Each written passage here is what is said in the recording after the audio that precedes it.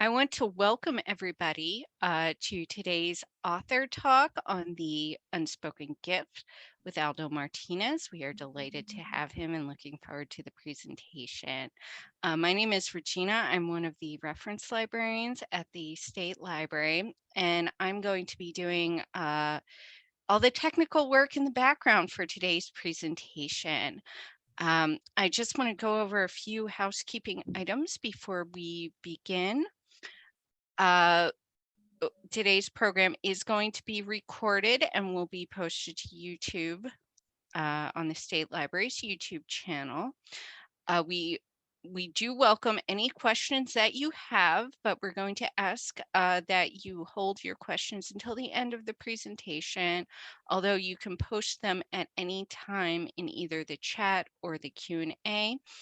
And just very briefly, I want to show you what your dashboard should look like. You should be able to see at the bottom of your screen, you have 3 buttons in the center. You can post a chat. If you have a specific question that you would like answered during the Q&A portion of the presentation, you can use the Q&A.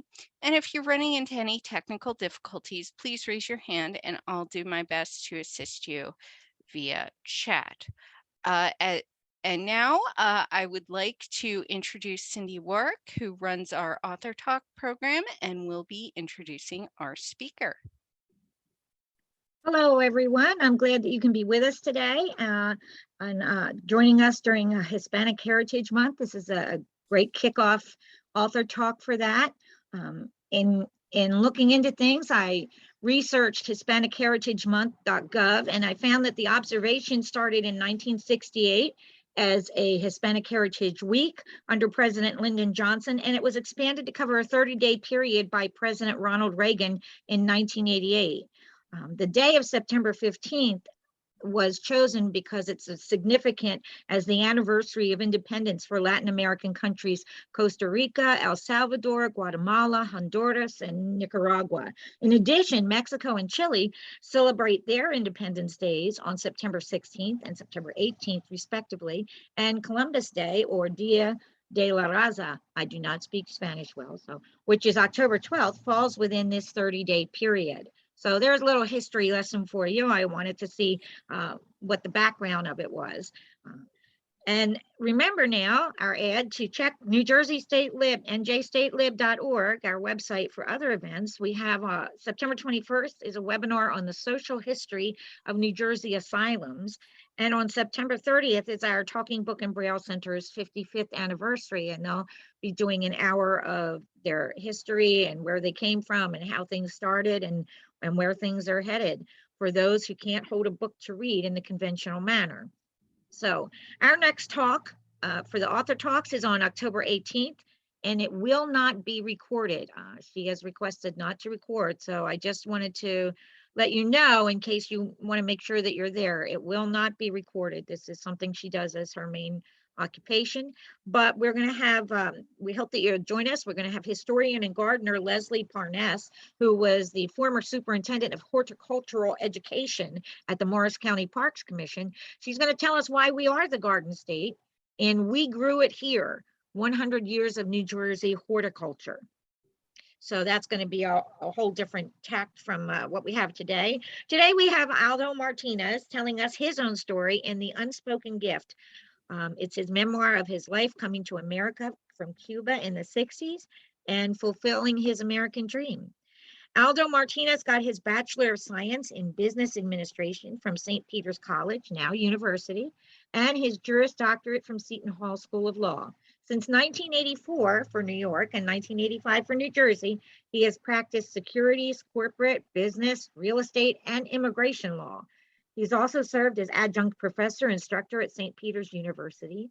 In 2008, he retired from the New York Stock Exchange, where he was vice president in regulation. He then founded AJM Advisory Services, globally consulting on market surveillance matters. In 2016, with his daughter as his partner, he founded the law firm of Martinez Law, LLC.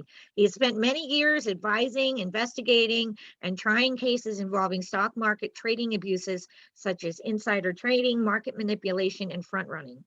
Since 2008, Aldo's clients have included NASDAQ OMX, when he coordinated the review and recommendations of the regulatory integration of MILA stock markets, Peru, Chile, and Colombia, the Mexico Stock Exchange, the government of Ukraine, the Serbia SEC, Montenegro, and the Australian Stock Exchange. So he's been all around the world. He's been involved many times recommending on a platform of market surveillance alerts and the integration of the market surveillance and the investigation processes.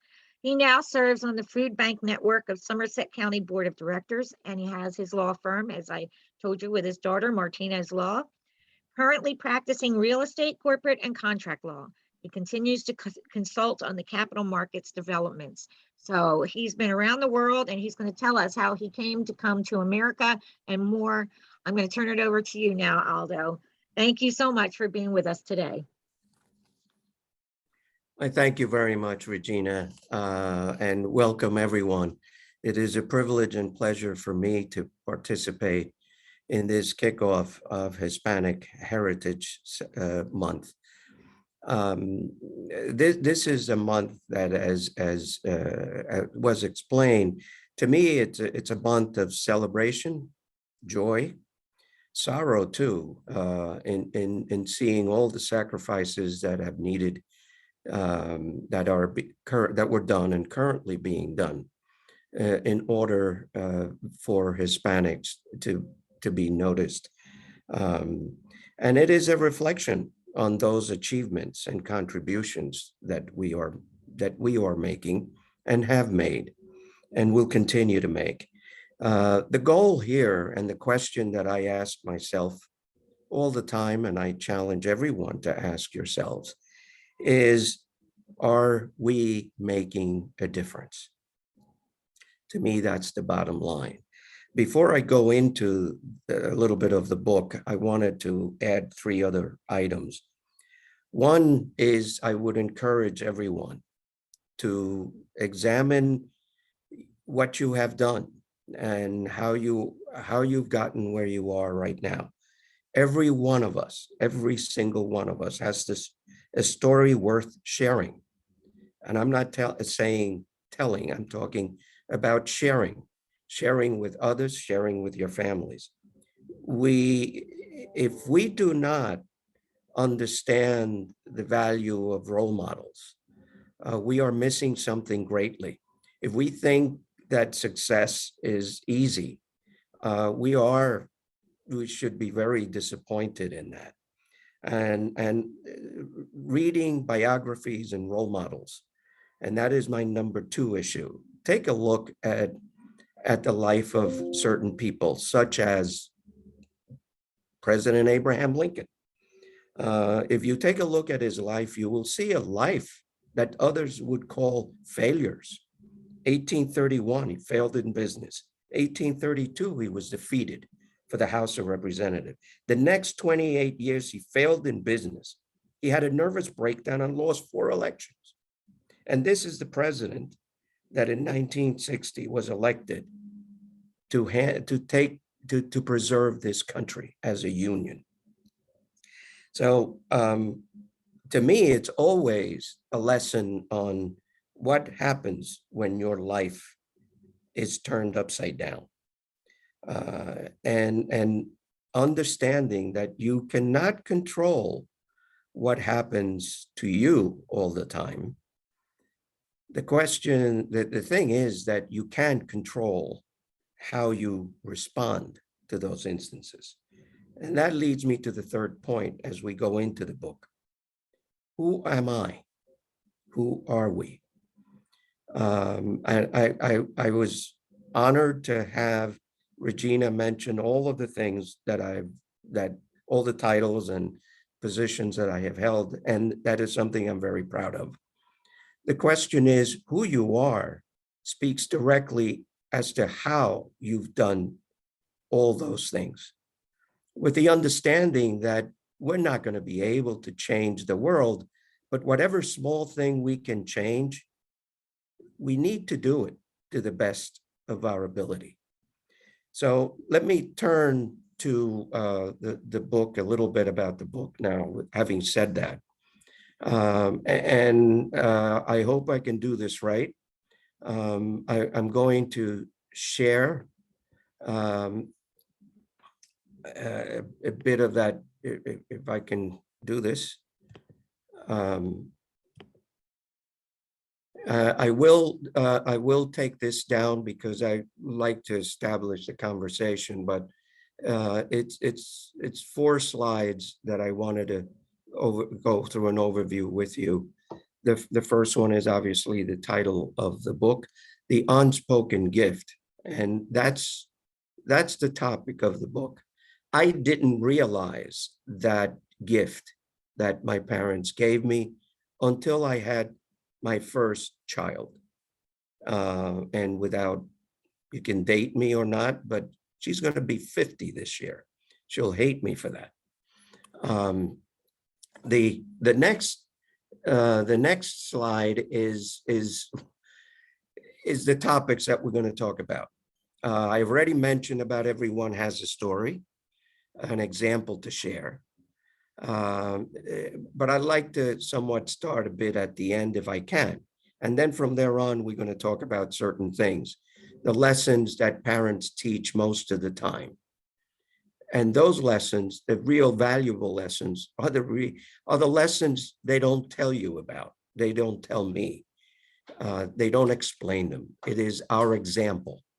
It's their example. To me, family is first. And by that means my direct family, my community family.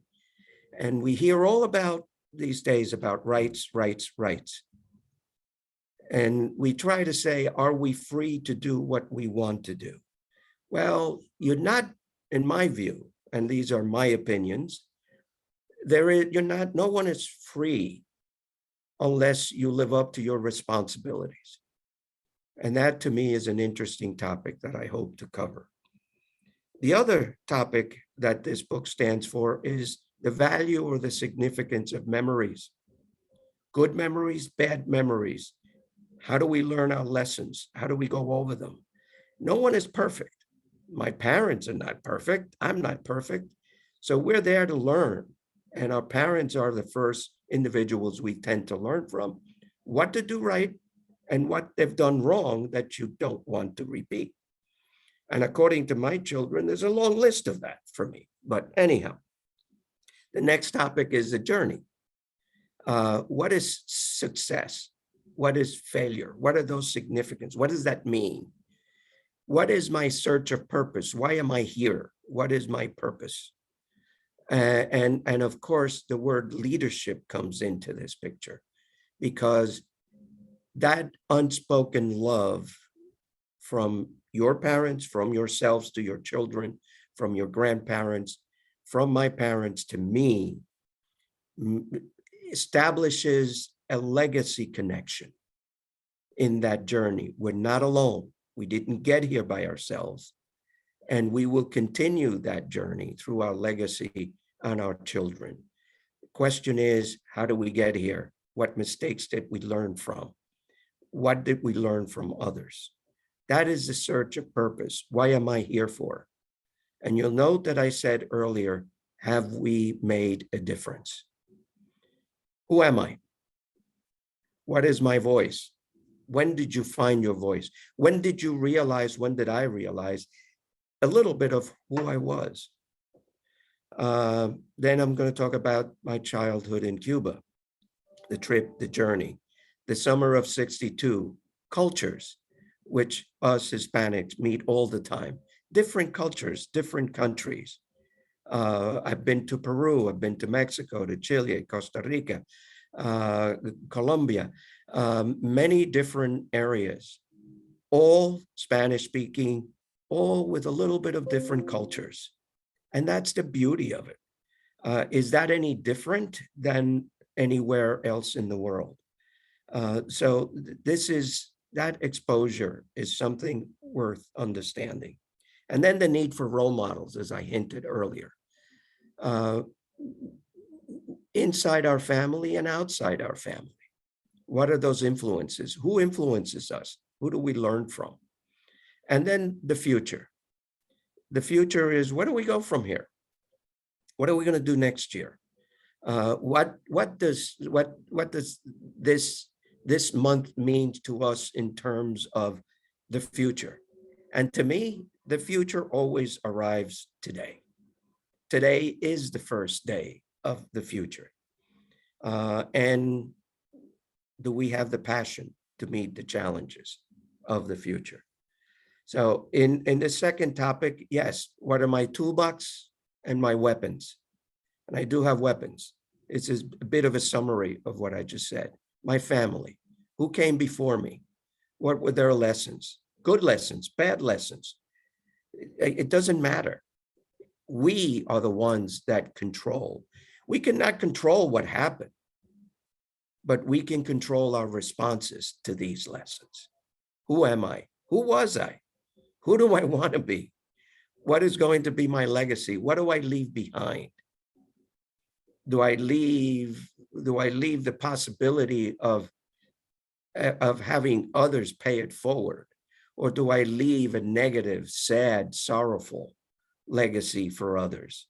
Do I leave the ability to think, to have others think for themselves? Or do I insist on telling them what to think? What is my passion? Your success, my success, is measured, our success is measured by our passion.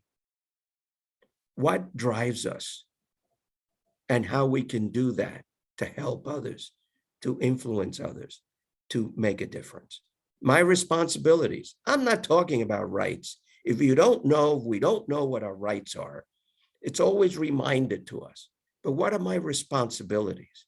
How do I respect others? Do I lie to others? What are the implications of being dishonest? What happens to us and our families if we have that reputation? We have responsibilities. Our freedom, my ability to do what I want to do is balanced by those responsibilities that I have to those who I come in touch with. And the last point is, do we have the courage to make that difference? This is a 150 some odd page book. And the book is not a difficult reading. And at first, you can read the book and you can understand this journey.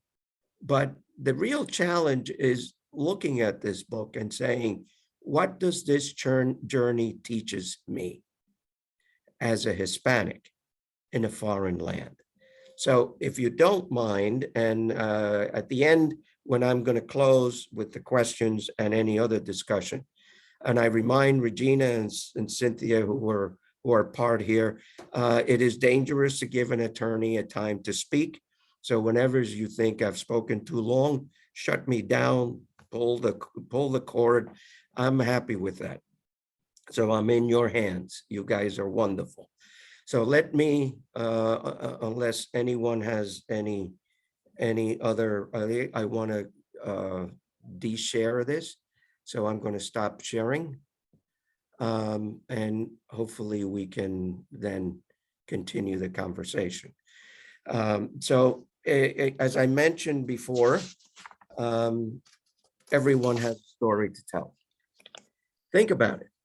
What have you done? You get up every morning. I get up every morning. Who do we impact? Who do we influence?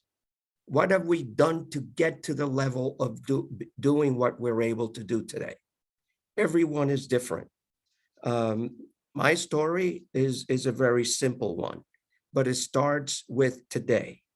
Today, I walk backwards. I owe my today to a lot of people, a lot of sacrifices that a lot of people have done. To my parents, to my grandparents, the unspoken gift was, and if anyone here has any children 11 years old, or if you can remember when you were 11 years old, how in the world would you leave your parents, or would you send your children at that age to a foreign country that you don't know anything about by themselves, in the hope that the church, that someone will take them in and then place them in different areas of that country until you might be able to get there. And that is the key. You might be able. It took 5 years for my mother to get here, and it wasn't sure that she would get. The program I came in on, the Peter Pan flights, for about 14,000 of us came out. Many of that program, many of those children never saw their parents again. Brothers and sisters were separated. Some never saw each other again. There were no assurances, but there was a drive by each of those parents to get their children out of communist Cuba, because we were being sent to the Soviet Union for indoctrination, different countries in the Soviet Union. And my parents, for one, I can only speak for them, at that time sat me down and said, you're not going there. You're going to a land where you can become who you want to be. And we will follow you to the extent that we can, but no assurances.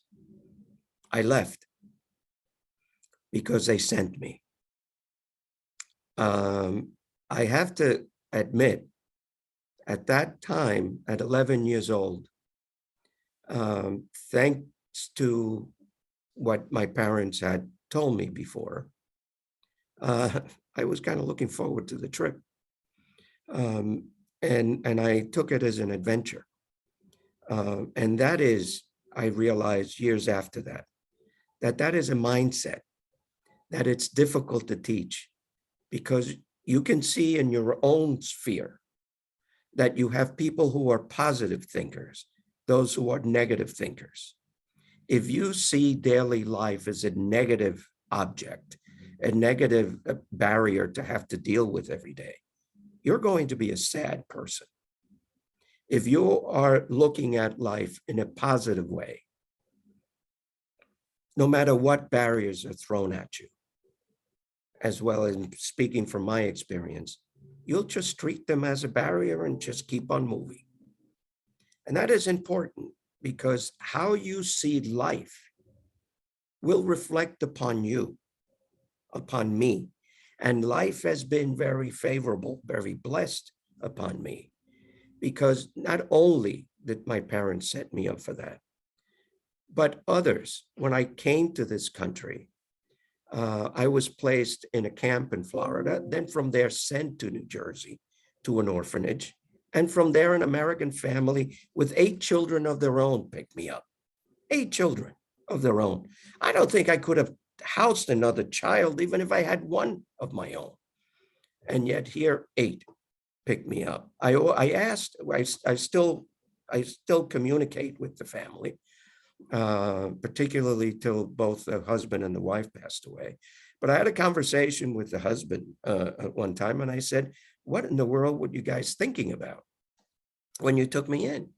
And he said, that's very easy. We were in church on a Sunday where there was an announcement made that Cuban refugee children needed to be housed, sponsored. And on the way out, we got into the car. His wife said to the husband, Bob, I think we should take one child in. And he turned around and he said, sure, honey, we have room for one more. That family showed me by their example. Again, at 11, you don't realize that. But with the passage of time and the value and significance of memories, you begin to understand that these are significant lessons in life. They made a permanent difference in me. They did make a difference. They taught me the value of responsibility, as well as they reinforced that lesson in my parents. My parents gave me the love to say, you go, even if we can't see you ever again. If that's not love, they didn't tell me that. They didn't say, I love you. They showed it to me by their example. That is the unspoken gift. I say that because that is the heart of this book. The rest of it is, yes, to show appreciation for everyone who helped me. These lessons are valuable. Lessons that I learned from them, responsibilities, the value of memory. My journey is still going. I remember my wife, when she finished reading my book, she said, Aldo, the book is not finished. And that was back in 2012. I said, oh, I'm still alive. Why should it be finished? I don't know that if I'll ever write a follow-up to that, because many things have happened, many memories that have made me proud about my family, about my children, have kept me going. And I've learned from them. I've learned from everyone, friends. I've even learned from people that I have not been able to consider my friends, because I constantly ask myself, what did this mean? What does this mean to me? See, the fact of the part of that journey, it's easy when you succeed. You can feel it, you can sense it. But a failure, you feel bad. Anyone that says no, you don't feel good, that's nonsense. You feel bad. What happens when your life is turned upside down? My first marriage wound up in divorce. That was my life being turned upside down. My parents died within 25 days of each other. And as the book states, one was from suicide and the other one was from HIV. And here again, if that is not a life-altering condition, that is life turning upside down on you. But they've also told me, and my value and memories and role models also told me, that it doesn't matter how many times you get down. You can't control some of those things, but you can control your response. You can get up. You can get up and challenge it. And if you read, if you pay attention to history, you can get it from anywhere. Winston Churchill in World War II. I mentioned, you know, I mentioned Abraham Lincoln in the beginning. Don't feel that if something doesn't work for you, that life is over. As I didn't realize this though when I was a teenager. I didn't realize these things when I was in my 20s. Slowly, this is education. Life is education. College is education. Life is education. Teaches you lessons every day. It's there. We just need to think about the day and we will see them. In Cuba, my childhood was beautiful. It was wonderful. We had a whole bunch of kids in our neighborhood. We would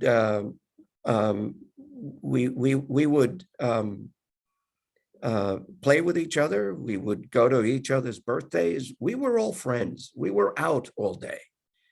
When Castro came over, things began to change. And then the change began and it took about a year. Very sad changes. All of a sudden, I would wake up one morning and see that such and such a friend was not there anymore. They were gone. And then again, it happened. And I would ask my parents, what's going on? Where did they go? They didn't say goodbye. He started to explain to me that everyone was leaving the country. And at the time, we could not we could not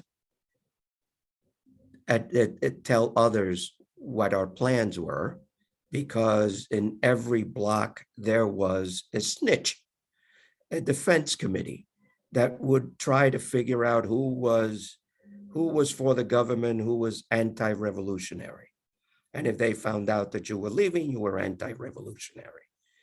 And those were times where I could not understand. I lived through them. And it all went back to that memory, to the memory that my father formed on me on January 1st, when Castro came into Havana and the former dictator left. And he took me to Havana city itself to show me what could happen and what was not a good outcome. And there I saw looting, burning, stabbings, shooting in the streets, lawlessness, people taking the law into their own hands, getting even with others. He said, this is not right. No matter what happens here, this is not a good outcome. And I have never heard my father speak from the standpoint of political inclinations. And all he said is, this is not good. Learn from this. And I did. Violence is not a way to solve problems. Never was, never will be. And so when I left, when my parents sent me away, I had about 2 or 3 friends left at the time. Everyone else had been leaving, came to the United States. And when I was in Miami, I got off the plane with a tag, and there was a person there who took me in and put me in a van and took me to this camp. It was tagged for me to where I was going to go. After being there in February, I got there in February of '62. And in March, early March, I was called into their office there. And I was told that I was going to be sent to New Mexico. And I said, that's when I found my voice. I said, I'm not going. And they said, no, you're going to New Mexico. And I said, no, I am not going to Mexico. No, you're not going to Mexico. You're going to New Mexico, said the priest. And I told the priest, I am not going to Old or New Mexico. My parents sent me to the United States, and I'm staying in the United States. They laughed. I did not know why they laughed, but I did not know that New Mexico was a state in the United States. It had the word Mexico. I didn't want any part of it. Not because I didn't like it, but because my parents sent me to the United States, and I wasn't going to, where are they going to find me in Mexico or in any other country? I'm staying here. They laughed, and they kept me there until June, when they sent me to New Jersey. And as I mentioned before, I stayed there a week or 2 at an orphanage, and then this American family picked me up. Stayed there with them during the summer. Learned to speak English during the summer. I did not know how to speak English. They did not know how to speak Spanish. You ever want to figure out how to ask how to go to the bathroom? If you don't know the language, I leave it to your imagination. So this was part of that. This was part of that trip. I was fortunate enough that my father came several months, but as I said, my mother took 5 years to get there. My parents had been divorced, and partly because my mother was a woman that was born ahead of her times. She, during the 1950s, a woman was supposed to stay at home, take care of the family. She was an entrepreneur. She was a beautician, had 2 beauty salons in Havana. And there was friction with the family, and it led to a divorce. I learned from her um, that you had to have perseverance. She kept trying to get out of Cuba. They did not give her the permit to go out because they would go and inspect her beauty salons. And if anyone remembers the days of the rollers and the hair dryers and all of that stuff at beauty salons, I don't even know if they exist now, but the government would come in and count rollers. And if anyone thinks that if you found 672 rollers 1 month, that 3 months from now you would find the same amount, you'd be crazy. So there was never a matching number. So they kept saying, well, you're selling assets. We cannot give you permission to go. You have less than before, or you have more than before. The same thing for hair dryers. One broke, took away, two broke, took away, two were gone. You had 10 and now you have 7, you're selling assets. We cannot give you the way out. You cannot sell. So that took 5 years. And the book explains our reunion and what it meant to me to finally see my mother. Last time I saw her, I was 11. I then saw her at 16 and 17. Sensitive years, gone. But I consider myself lucky because other children in my position never saw their parents again, as I said earlier. So you begin as life goes on. You begin as life goes on to understand why things happen, but only if you recall them, only if you maintain them in your memories, only if you go back and have the courage to go back and find out about them, and then ask yourself, what does this mean to me? I don't know if any one of you likes to watch classical movies. I like to watch black and white movies. My family teases me about that. I like to watch war movies, biographies, MacArthur, General MacArthur, Eisenhower, every one of those things. And all of the strategies, the war movies, Normandy, all of that. And one of the reasons I like to watch them is because they're entertaining to me. But the other one is, interestingly enough, I learn something from them every time I watch it, because I think about those things that happen. If any one of you, a movie that I recommend taking from true accounts is Inherit the Wind with Spencer Tracy.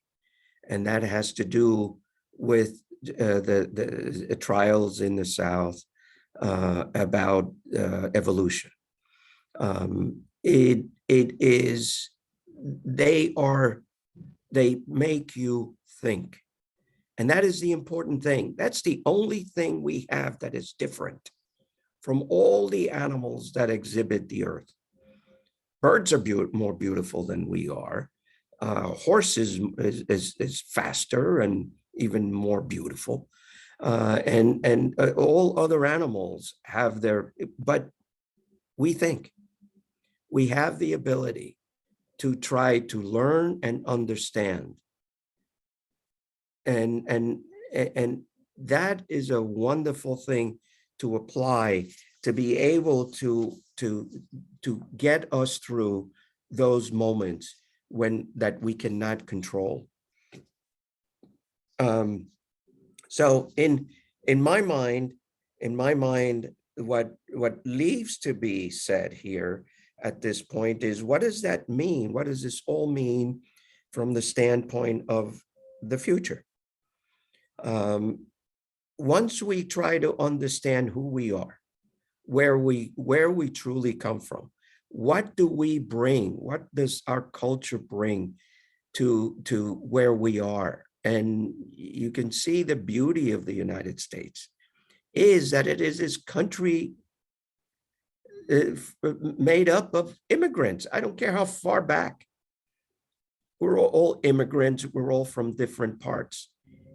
Hispanic Heritage Month gives us the ability to celebrate our contributions and not just the past. I mean, I think it was Babe Ruth who said, yesterday's homer doesn't win today's game. So we cannot just live in the past. We use the past. We use yesterday to learn how we can become better today. In all my travels, in all the works that I've done, I've come to the conclusion that no one person, very rare, can happen. But we cannot trust that we are going to change the world. We might be able to impact some minor portions of it. But if we're going to do that, we have a responsibility. I don't want to hear about rights.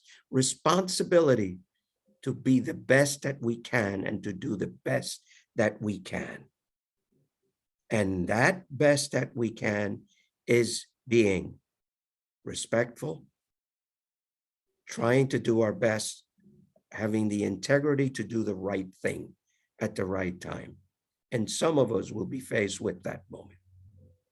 And having the compassion and having the passion to dedicate ourselves to continue to make a difference in the life of others, whether it's your family, whether it's your neighbor, whether it is you yourself, to improve it.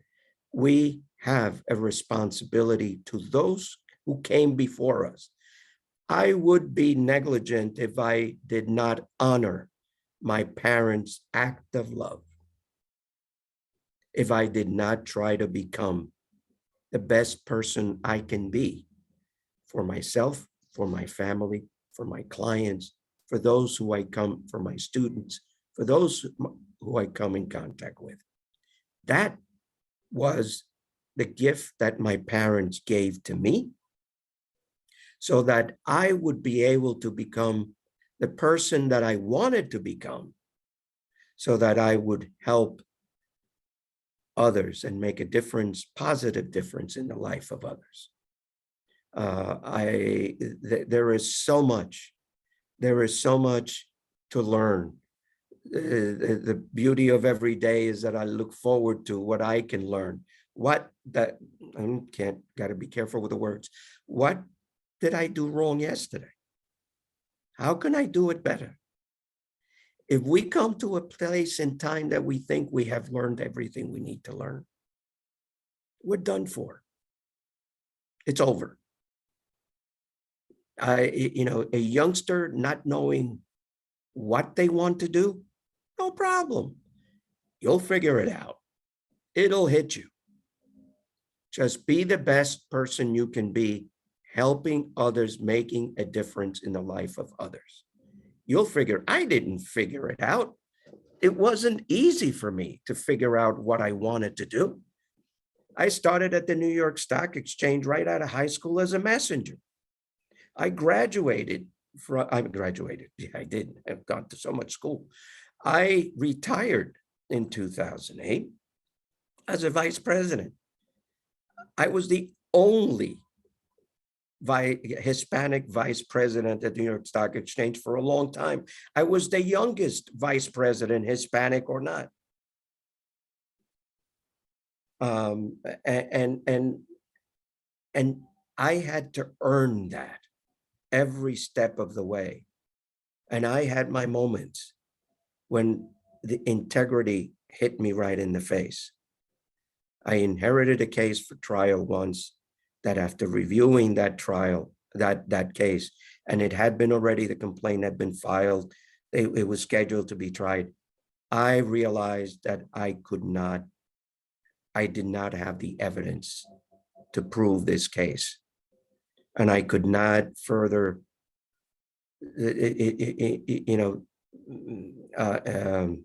stain the reputation of that defendant that we were going against.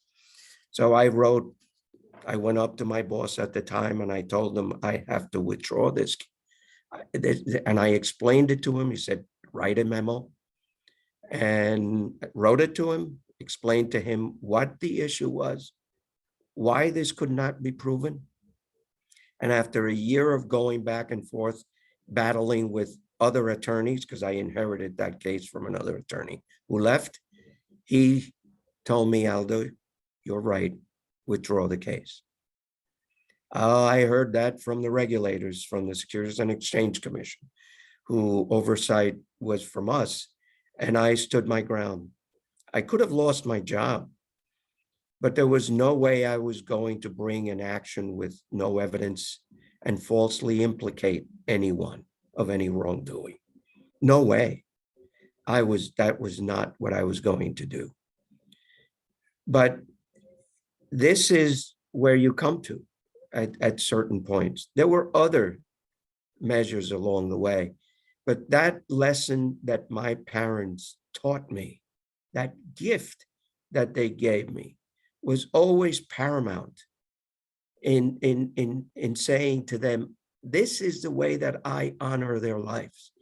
I have behaved, hopefully, in a way that my children understand that their responsibility too is not just to me, but to their grandparents, because they wouldn't be here if it wasn't for their grandparents, for my parents.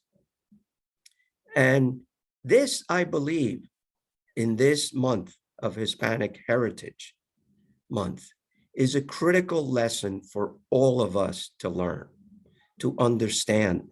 To me, that's what this book is about. Our responsibility to instill in our offsprings and the value of their family, the value of the sacrifices that their parents, grandparents have made, and what it is owed to them. If you honor them, the way to honor them is to live a life that would make them, their sacrifice, worth making.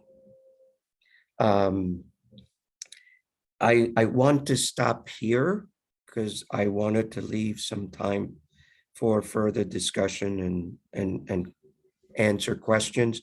I think my time was about an hour, 55 minutes, and we're up to 12:50 right now. Regina, Cynthia, is that okay? Yes, Mr. Martinez, that was wonderful. Thank you so much for sharing your experience with us. We do have one question in the chat so far, and everybody, I apologize. I didn't realize chat was disabled. I did turn it on. So if Uh-oh. you do Okay. have questions, attendees, you can post them to chat or you can use the Q&A.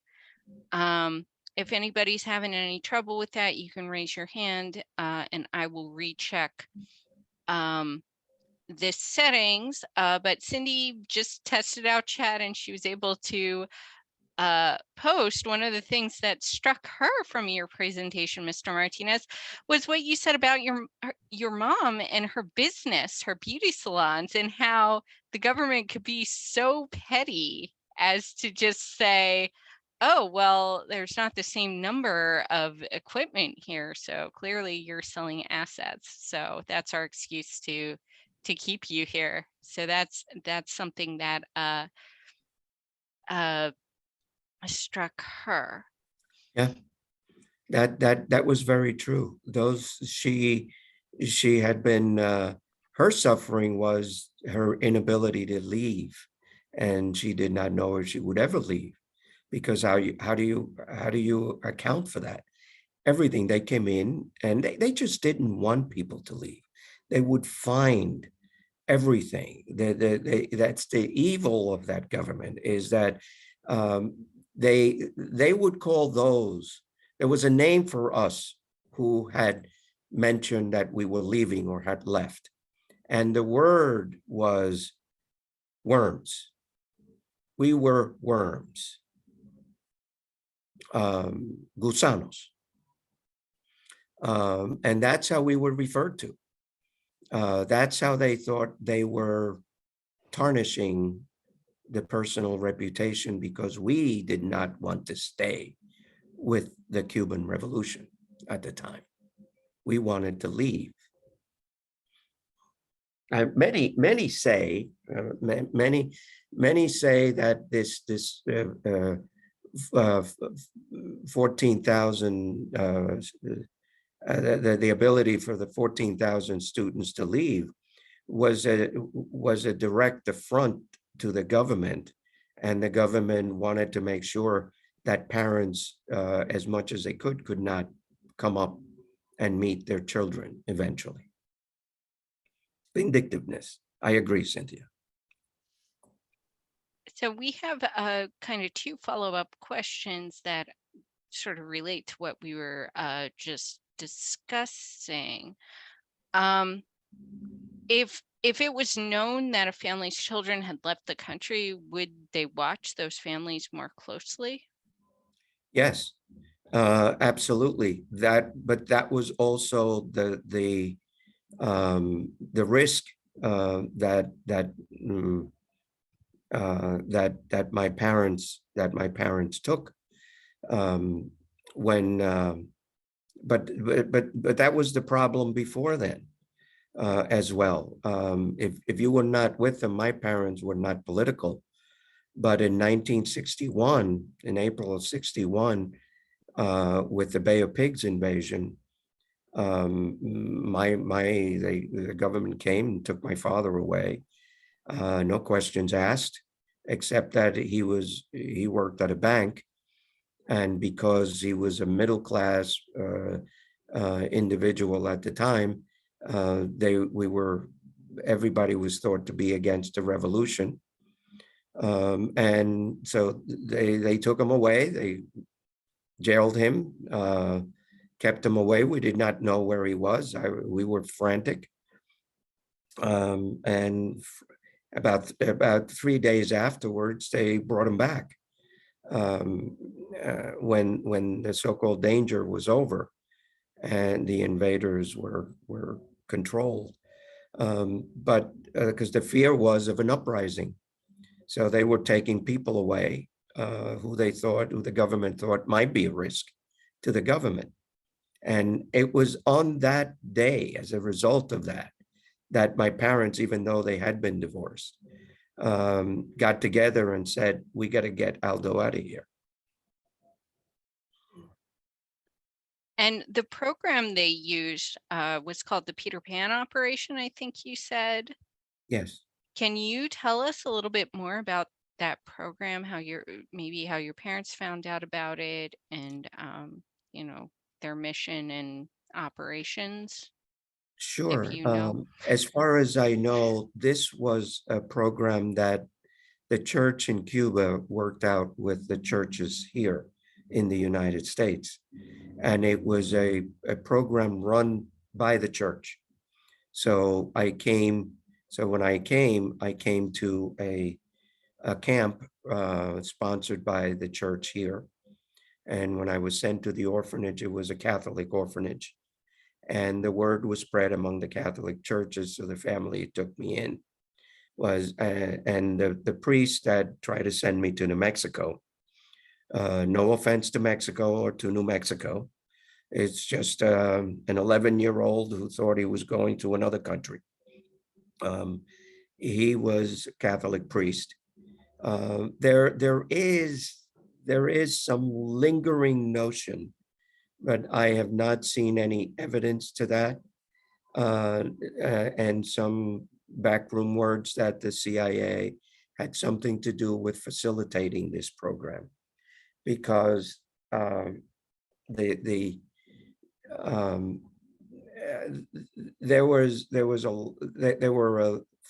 when you take out 14,000 students from a country like that, you're losing your future. And this is what Castro, I don't have an idea why he allowed it to take place. It wasn't for long. But it was a church-run operation.